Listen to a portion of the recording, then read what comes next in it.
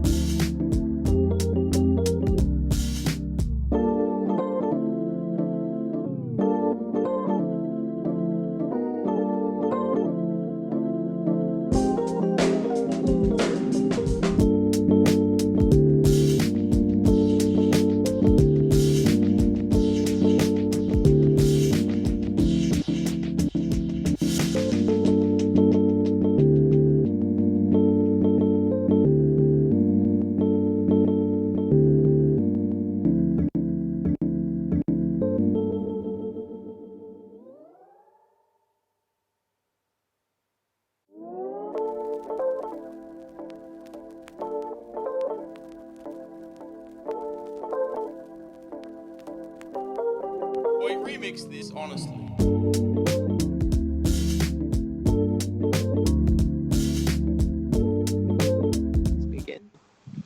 Hi Cabernet lovers, it's Mike from Wine Yarra Valley here, coming to you from the big red chair of isolation in the Yarra Valley, bringing you our fourth instalment of live updates from the James Halliday Australian Cabernet Challenge presented by Langton's. For those who came in late, this is an exciting year for the Cabernet Challenge, the first time it's being judged in 2 regions simultaneously. The 2020 Challenge is a collaboration between Margaret River Wine Association, Coonawarra Vignerons and Wine Yarra Valley. Of course, the curse of 2020 has meant that judging in the Yarra is impossible at the moment, and we are judging in Coonawarra and Margaret River simultaneously with support from Wine Yarra Valley. Half the wines are being judged in Margaret River and half in Coonawarra, and then in what may well be a world first, tomorrow we'll see the virtual judging of the trophy wines in both regions at once. Actually, speaking of the Yarra, we should just take a quick look at what's going on there. I believe this looks like Steve Faulkner, who is the viticultural Dark Lord and master of cover crops. He looks to be finishing up pruning out there at Oak Ridge. And of course, Oak Ridge, one of the great Cabernet producers out here in the Far East. We have been coming to you live on Facebook and Instagram twice a day, hosted from our studio here in the heart of the Yarra Valley. And this afternoon, we're crossing to Coonawarra. Feel free to ask your questions about Cabernet, wine shows, judging, and about wine in general during the live stream. Joining us this afternoon in Coonawarra is Drew Reschke from Coonawarra Wines. Hey Drew, how's things in sunny South Australia? Mike, how are you? Yeah, we've not too bad. It's actually the sun's just come out today, and it's looking beautiful. Well, actually, I was going to ask you what you drink when you're not drinking Cabernet, but it's pretty clear there's a Cooper's right there. Exactly. Yep, I've got Andrew Hardy, ex-winemaker from Petaluma, and now with his own brand Ox Hardy, with me today. He's just run a mile with his palate today with judging for here in Coonawarra. So Andrew, how did you go today? You're doing just one variety. Does this work for you? A good fun day. Pretty tough, 120 Cabernets in a day. From 18, 19, 17, 18, 19 vintages. Lovely. Bit of a tannin build up, but it's good, and that's why Cooper's Pale. Actually, I'm drinking mild ale. Does a job at the end of the day's judging. Well, I've heard Andrew, that no good wines were made without a lot of great beer. Does that holds true of judging as well? I think. Well, it's the first one we've had today, so but there's going to be a couple more, I suspect, in a minute. But Drew said it's nice and sunny here in Coonawarra. It's about 3 degrees. Yeah. It's bloody freezing. Excuse me, it's terribly freezing cold. Well, speaking of judging, Drew sent me through a quick look at what's been happening there just minutes ago. So he recorded a little bit of footage of the final tasting there. So it looks like it's been a pretty busy afternoon of tasting. Yeah, we got. We've been going since 9 o'clock this morning, and we pulled, I think, 14 or 20, between 14 and 20 golds out today out of the whole all the ranges. So really good day, and very interesting way that the panel, Peter Bissell's the chair down here, and Jane Ferrari and myself, and then a couple of associates. It's interesting how we all the consensus actually really winds up with a really strong set of wines. It's great. So for the uninitiated, people who've never seen the show system before, the thought of judging wine with hundreds of wines in a day sounds like some kind of nirvana, but it's hard work, isn't it? Especially when you're dealing with young Cabernet, which is, as we all know, Cabernet, Shiraz is the big sort of plush stuff. Cabernet can be, the tannins can be pretty challenging. So it's hard work, and you've got to rehydrate all the time. And we drink a lot of soda water, and beer's the end of the day, but not during the middle of the day. But yeah, it's pretty tough. But there's some lovely wines popped up, which is nice. So earlier today, we had a really good question from an Instagram watcher who asked, he wanted to know from a judge what your approach was to judging a table full of wines. Do you do a quick elimination and narrow it down, or do you go with instinct on first sniff, or have you got some other approach that you use? I think it's a bit of a combination. I think when you've got the luxury of, ostensibly we're doing about 90 to 100 in a full day, so you've actually got time to assess them properly. And I think, if something sticks out badly on the bench and there's something wrong with it, then bang it goes. But the state of Australian winemaking is so good these days that really bad wines don't pop up like that. So it becomes that nuance of saying, wow, what's grabbing me, and what am I really getting? So I think we just go through them. And they're in smaller brackets. We don't normally get 35 or 38 wines in one hit. They're broken up into. There'll be vintage variation. So you'll have a batch of 17s, a batch of 18s, a batch of 19s, and I kind of divide them up into those. So you're judging one vintage with its peers as opposed to across the thing. But everybody has their own sort of take on it. Speaking of their own take on it, Drew, I know you've got a few questions there for Andrew. Yeah, we had a couple that I was going to run past him. I know, Andrew, there's 15 billion Chinese tourists coming to the Yarra Valley every year, and they can pretty much bottle up anything they want and manage to sell it. And yet winemakers like Stuart Pratt and Rob Dolan are producing some fantastic wines. The question is, why are they bothering? Why are they bothering? Ouch! Yeah, because we all love it. It's what we do in our lives. It's not a job, is it? It's a way of life making wine. So there's a lovely parochial kind of feeling about Cabernet in different regions, isn't there? Because it does express quite differently across Australia.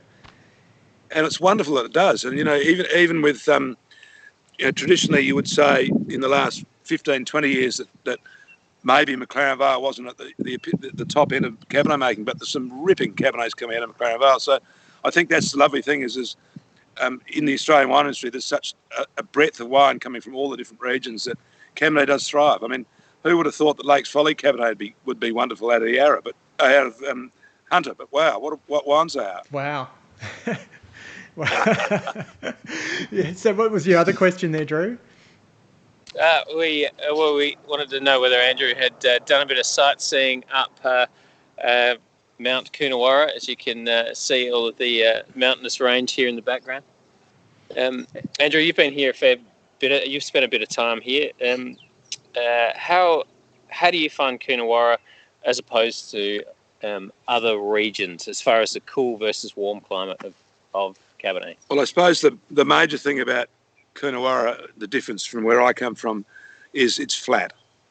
So you've got, as we go west here, as I'm looking west into the sun, there's nothing except a couple of little bumpy ranges, and then you've got the Southern Ocean, and that's one of the defining features, of course, of Coonawarra. Is we've got that gigantic freezer sitting down there, only 80, 100 kilometres away, which gives Coonawarra a lot of its character. It's a fantastic region. I think it's bloody cold, and but I think especially when you're standing like where we are right now on the reddest of the red dirt on the strip, it's kind of gives you a feeling of what the region can do. So it's fun. It's a good region. So what's your perspective on the future of Australian Cabernet, Andrew? Are we going to start seeing more of it from other regions, maybe as climate warms up a little bit or things change? the climate change thing will be the interesting thing, because I think, you know, when you look at that the map that's come out through Wine Australia with recently a couple of months ago, and it talks about each region and what sort of temperature rise we're going to get, how much moisture we're going to lose, how much warmer it's going to be. Regions that are very south, like Coonawarra and Mount Gambier, as we go further south, and Tasmania, they might be going to get a little bit drier, although I think Coonawarra was not much difference. But because here in Coonawarra we're so influenced by the Southern Ocean, and the Southern Ocean's not going to warm up that much. I mean, it's the coldest body of water in the world, seawater in the world, so it's not going to warm up that much. So we're relatively okay here. So I think it's going to be, you go south or you go up. So altitude or south is kind of where Cabernet's going to be. And the regions that Cabernet's doing, I mean, arguably, and we're a bit parochial, the regions that Cabernet does best, Margaret River, Coonawarra, Yarra Valley, we might see Cabernet made in Tasmania that goes gangbusters. Who knows? Yeah. I think it's really interesting times for what is arguably one of the cornerstone varieties of the wine industry in Australia. Yeah. It seems a silly question now because you've got the Coopers in your hand there, but I've been asking everybody, what you drink when you're not drinking Cabernet. Well, I suppose Cabernet. I drink Chardonnay quite a lot, but I do drink Coopers at the end of the day. But Chardonnay's pretty easy, and my wife loves Chardonnay, so that tends to be what's in the fridge at home. Look, it's been a pleasure to talk to you, Andrew. I should take a quick look at the tally there of what people have been saying that they've drunk, and right there in first place is Other Wine, and Cabernet Blends closely follows, and we've got a couple of entries for beer now. We had a mention of gin, but it was only in passing towards Other Wine. It's a tip of the hat to Wigs. Yeah, that's right. So thanks, Drew. Did you have someone else there? We came to right at the end of the judging there, and we're a little less organised than we hoped to be because things ran out of time. No, that's okay. We're gonna cross to Jane Ferrari tomorrow. She's one of the bigger characters in the wine industry here. I really look forward to that. I've seen Jane's work before, and yes, I really look forward to talking to Jane tomorrow. Well, thanks for joining us, Drew. It's been a great day of tasting across Margaret River and Coonawarra. I feel quite privileged because I've seen behind the scenes at both tastings, and I'm looking forward to that world first virtual tasting across 2 regions tomorrow.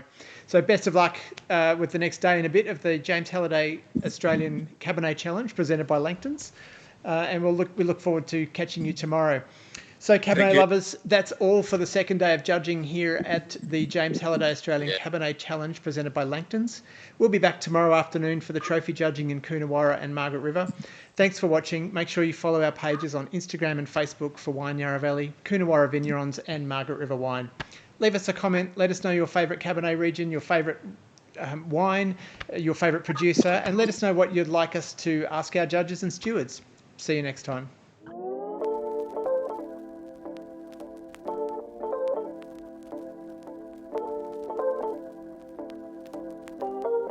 Boy, remix this honestly.